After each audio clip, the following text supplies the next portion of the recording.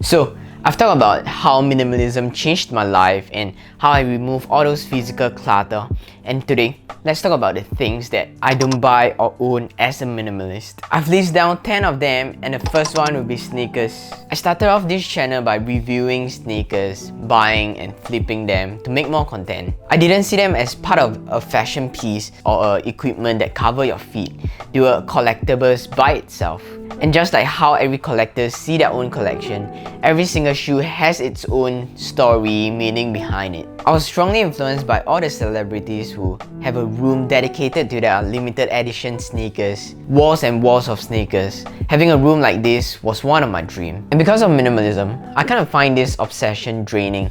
It takes up too much space, time, and money. Instead of owning them, they seem to own me. By dropping the hobby of collecting precious sneakers, I feel like I've unloaded a big burden off my shoulder because the amount of time and effort worrying about the condition of those sneakers were just too tiring. And now, I just keep what I wear frequently, and it's just these two pairs of sneakers. I'll treat them as equipment instead of something that I'll collect. I still like some of the sneakers they released recently, but I don't see a point owning them or buying them necessarily. Second will be fast fashion and trend. Not really a fan of fast fashion, especially the social and environmental problem they cause. But previously, I did get some pieces to try it out. Of course, I realized that as the trend fades, they just sit on my wardrobe after a few months of wear. And we all know trend don't last long, and I don't want to look like I'm from the previous season. So I just find them a waste of money and resources. Now, as my interest for fashion has faded, I don't even know what's trendy anymore because I detach myself from all the fashion related news. Which is a good thing because I don't see any urge in me wanting to buy more fashion pieces. Next will be designer clothing.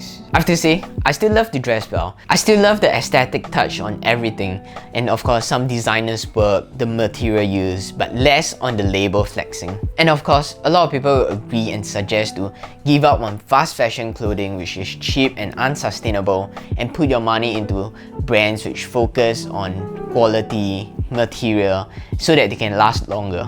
But for me, I'm kind of satisfied with what I already have in my wardrobe after decluttering all the unwanted stuff. I'm mainly left with basic black and white tees and a few bottoms that I wear frequently. Nothing fancy, and I'll make the full use out of my current clothing instead of getting something new just so I can look like a minimalist. I'm also at a point when I see an interesting clothing, which is rare, but my frugal self just don't allow me to spend the excessive money on the expensive clothes. Next will be expensive coffee. Speaking of frugality, I've stopped spending money on overpriced coffee. I just don't think they are worth it. So I have a cap for me to spend on coffee. If they cost more than $2, I won't spend my money on them if I don't have to. And I learned from Graham Stephan and make my own coffee, and it cost me less than 50 Singapore cents. Next will be souvenirs. Souvenirs are one of the things that took me quite a while to stop buying. I'm a sentimental guy, and I'll get a souvenir when I'm overseas or I'm at a museum. I'll try to associate the memories with the physical product. However, most of the time, I don't even look at all those trinkets which I get from overseas to record the memory. I'll just look at my travel photos, travel videos to remember the past, which has more memories and more meaning than a magnet that says I love whichever country I'm in. For the museum souvenirs, Banksy, the graffiti artist, he has a film called Exit Through the Gift Shop. I haven't had the chance to watch this and understand what is it about, but just like the name suggests, Exit Through the Gift Shop. Or the museum, gift shop, they want us to make mindless consumption by placing the gift shop at the end of the museum so we can purchase another mug, another keychain just to remember the trip. I can't say whether this is inherently good or bad.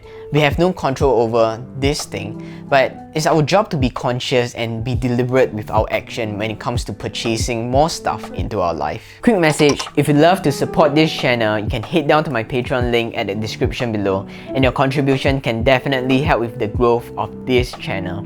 Totally appreciate it, and let us continue. Next will be art and figurines. Just like my sneakers collection, I was in love with street art and figurines. It started from a time when Cos toys were still produced as original fake, and Japanese streetwear like Bounty Hunter, they were still producing awesome figurines. And truth be told, I was a Cos fan. I wanted a whole house full of his work, and I dreamt of collecting all of his collections. And this dream will never happen because I realized this is just another phase of my life. The older I get, the more I realize there's no value in me owning his piece. Not in terms of monetary value, but the happiness doesn't equate the price tag you pay for it. And just like my sneakers collection, the more you own them, the more they own you. And I'm not just talking about cost art itself, because any art piece will be the same. I'll just leave it for the museum to exhibit them. I don't have to waste my time, money and effort to take care of any art piece. Next will be books. I like reading books. That's something I've discovered not long ago.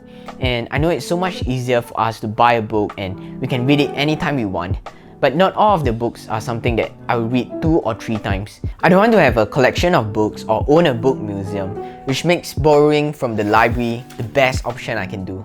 It costs me $0 to borrow them, and the time limit from the due date pushes me to finish the book even when I'm lazy. But of course, if the book is something that I'll read frequently or I'll love to make notes, highlight or bookmark them for future references, I'll definitely love to have a physical copy itself. Next will be gifts. Gift giving is not part of my family culture. We don't do gift during special occasion, and it's not a culture that found in my group of friends too, except for Christmas. So it's not an issue for me. The only person that I always buy gift to is my girlfriend. We do it twice a year, which is her birthday and Christmas. We have been giving each other physical gifts for the past few years, but this year we have decided to change that into an experience gift instead. We have yet to come to a conclusion on what experience is good, but I would love to make a video on gift ideas as a minimalist in the future. I don't oppose the idea of physical gift giving or receiving, but I think it's important for both parties to do it intentionally. Next will be single-use bottle. I'm not totally living an environmental friendly lifestyle, but single-use plastic bottle is one that I try to avoid, and I'll bring my own reusable bottle most of the time. I would say you can never catch me with a single-use plastic bottle. There's definitely some exception, but I'll continue to make the effort to bring my bottle out, cut down on all those disposable single-use plastic bottle. Next will be iPhone upgrade. Apple just introduced their new iPhone 11. I'm not excited or interested about it because maybe I haven't watched any review or any advertisement about that. I'm currently using an iPhone 8, and before this, it was an iPhone 6s which only has 16GB, and it kept prompting me to clear my data even though I have less than 10 photos. It got me really fed up and decided to change my phone into this. I don't know how long this thing will last, but I definitely hope it can last for at least another 5 years and create a wabi-sabi phone. So these are the 10 things I don't buy or own as a minimalist, and if you'd love to know how I keep my clutter down with the simplest minimalism rule, that would be the 1 in 1 out rule, you can check out the video over here. So what are the things that you stop buying and are different from mine? I would love to know, and maybe I can imply that into my life too. If you are new here and love what you have just watched, you can check out my other minimalism video or self-development video in my channel. That's all I have. Thanks for watching, and I'll see you guys on the next one.